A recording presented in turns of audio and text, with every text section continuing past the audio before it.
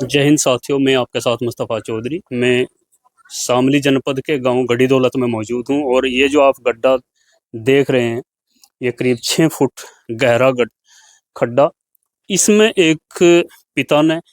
एक निर्दयी पिता ने अपनी 2 बच्चियों को मारकर और अपनी पत्नी को मारकर इसमें दफन कर दिया था।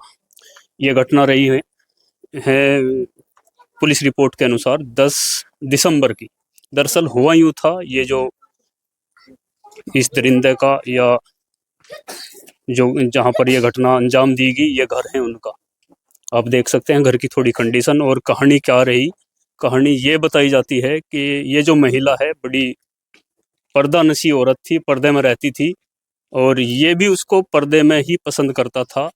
और जैसा कि गांव वालों ने, अड़ोस पड़ोस ने और इनके भाई बंद ने जो बताई घटना, वो ये बताई कि ये औरत एक बार बिना बुर्के के अपने मायके चली गई और इस एक घटना से ये निर्दयी फारूक नाम का एक व्यक्ति इतना गुस्सा हुआ, इतना तिलमिलाया कि उससे झगड़ा करने लगा।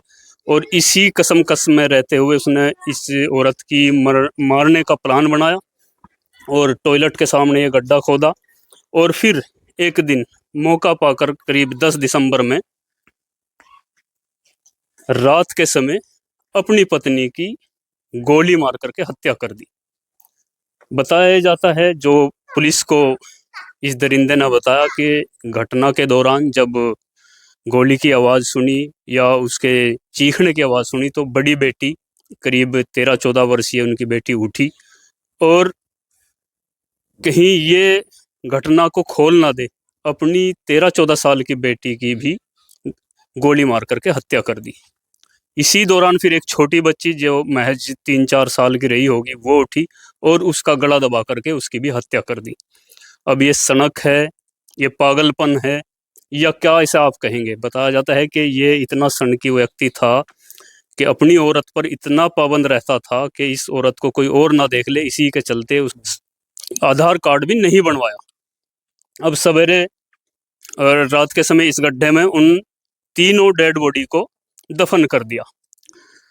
सब सुबेरा हुआ और बाकी 3 बच्चे पूछने लगे कि अब्बू जान, माता किधर है, माँ किधर है? तो इसने ये बताया कि आपकी माँ को शामली शिफ्ट कर दिया है, वहाँ पर किराए के मकान में, और वहाँ हम नए मकान बनाएंगे, इसलिए वो शामली चली गई है।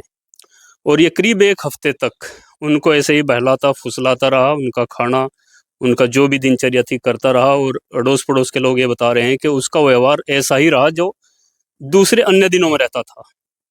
ऐसा महसूस कराता रहा कि कुछ घटना हुई नहीं। जब काफ़ी दिन हुए, 1 हफ्ता बीता और इस दरिंदे का भाई जो फॉरेन कंट्री में रहता था, वो घर पे आया और उसने जब आकर के पूछा कि बच्चे और भाभी कहाँ है, तो ये उलूल जुलूल बातें करने लगा। तो उसने शक हुआ। जब नहीं बताने पर उसने पुलिस में शिकायत की, जब और पुलिस इसको उठा करके ले गई। पुलिस ने को इसने इधर उधर की बातें बताई। पुलिस ने जब सख्ती से इससे पूछताछ करी तो कल यानी कि 16 दिसंबर को पुलिस की सख्ती के बाद इसने बताया कि घर में खुदे गड्ढे में तीनों की लाशें हैं। और गांव में इसको पुलिस लेकर के आई। तब रात 16 दिसंबर को रात्रि गड्ढा खोदा तो तीनों डेड बॉडी इसी आंगन में पुलिस को बरामद हुई। अब क्या कहेंगे इस घटना पर आप? एक सिर्फ बुर्के की वजह से, पर्दा ना करने की वजह से।